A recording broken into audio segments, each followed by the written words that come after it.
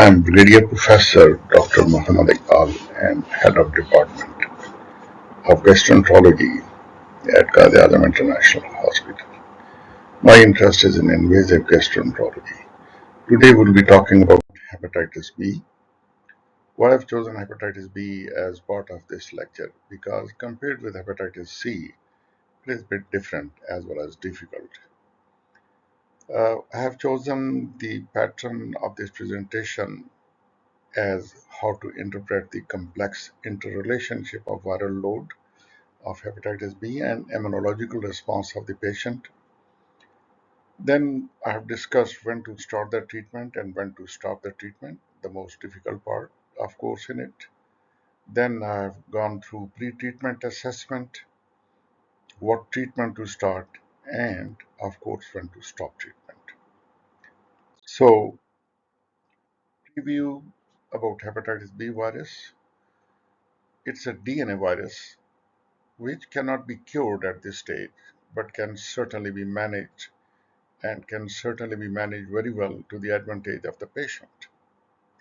400 million people are affected worldwide, 60,000 new cases every year. It's highly infectious through parenteral as well as sexual route. As far as the epidemiology goes, 10% of end stage liver diseases are due to hepatitis B, and all the cases of hepatocellular carcinoma, 10% of them are due to hepatitis B. So, such a big burden of disease. 50,000 deaths occur annually due to hepatitis B. It can cause cancer de novo, which means that many other conditions which cause cancer of liver, they've passed through the phase of fibrosis, cirrhosis, and then finally hepatocellular carcinoma. But is in case of hepatitis B, it can straightway cause hepatocellular carcinoma, and it may not involve first fibrosis and then cancer. 5% develop acute infection in perinatal phase, and 95% remain chronically infected during this perinatal transmission. So, important thing is that if one gets infected in perinatal era, in perinatal phase, then 95% of them they'll remain chronically infected.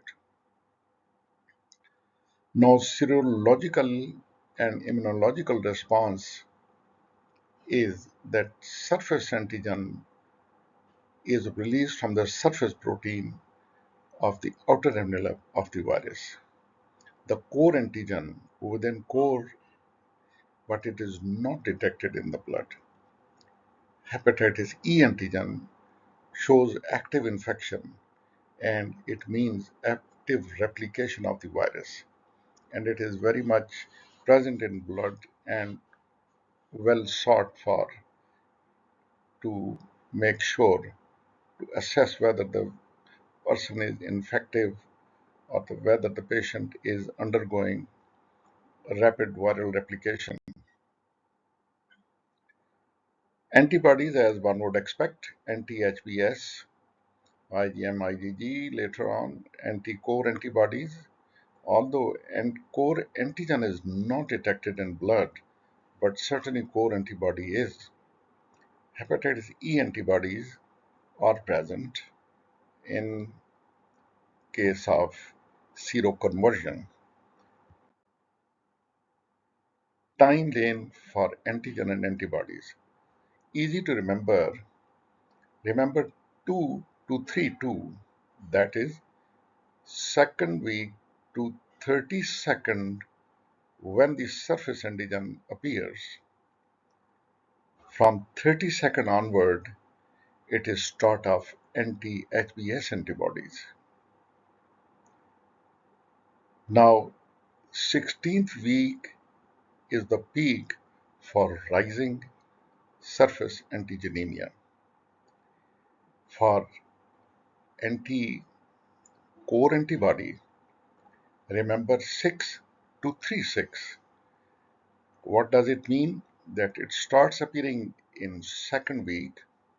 I'm talking of IgM antibody. Of course, to start with, it is IgM anti-core antibody which would start appearing at sixth week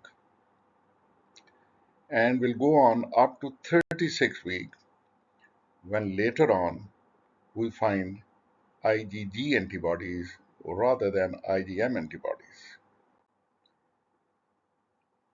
Manifestations may be that it is totally asymptomatic. One doesn't know that one is sitting on the edge of the volcano and the process is going on. It may present with acute febrile ailment, with anorexia and high colored urine, jaundice, right hypochondrial pain, the usual presentation of any viral hepatitis.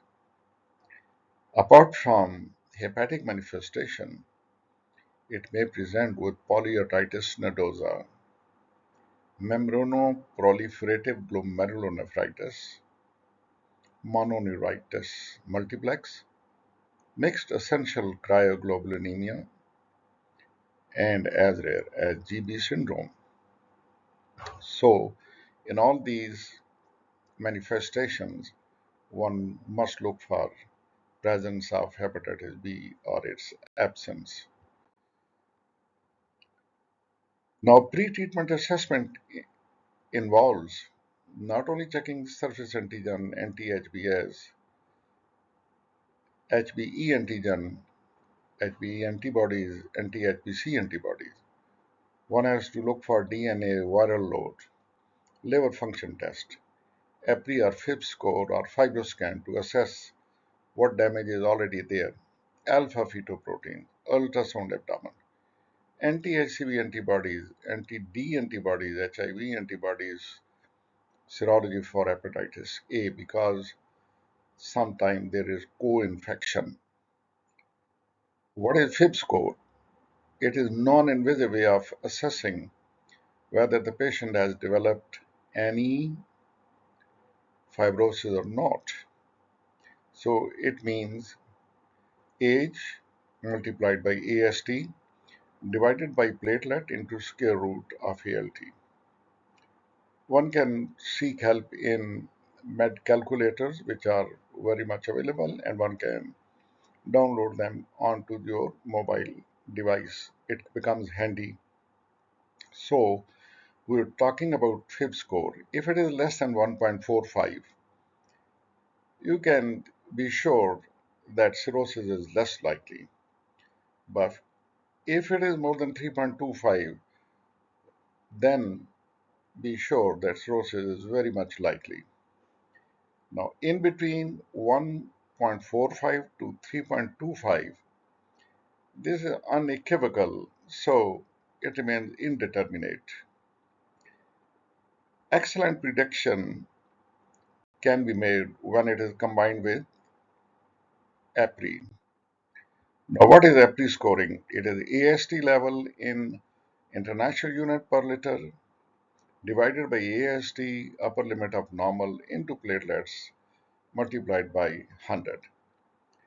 EPRI score of 1 has sensitivity of 76% and specificity of 72% for predicting cirrhosis. Out of 2, out of score of 2 is more specific, 91% predicting cirrhosis, but less than 46%.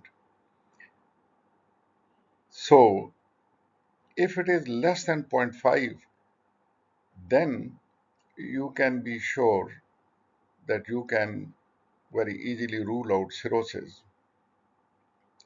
However, higher scores of more than 1.5 are suggestive of cirrhosis, which can be confirmed with the help of fibroscan. Assessment of fibrosis and cirrhosis by fibroscan, one can see with F1 there is no fibrous septa. F2 means few septa but no bridging. When bridging starts, it is F3, and when fibrous septa bridging then of course it is cirrhosis. Importance of E antigen or E antigen positive or E antigen negative. When the viral load is high but E antigen is negative, this is called E antigen negative hepatitis. Now it has got a different connotation for treatment for prognosis when it is E antigen negative hepatitis. Now, if there is E antigen is positive and the viral load is high, now of course this is E antigen positive hepatitis.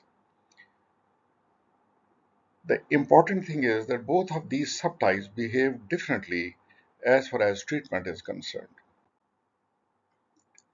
Immunological status is assessed when we see the viral load is high and there is elevated liver enzymes as well.